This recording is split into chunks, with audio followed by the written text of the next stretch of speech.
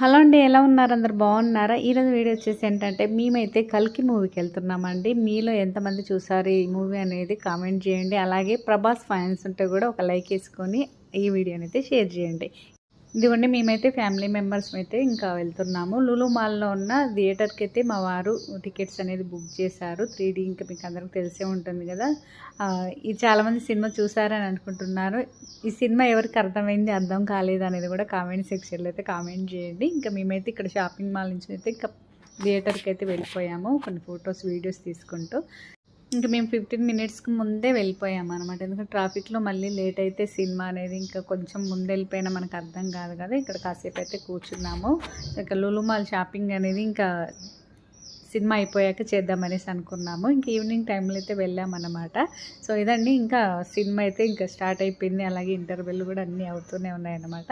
so ఈ cinema ఎవరికి నచ్చింది అనేది కూడా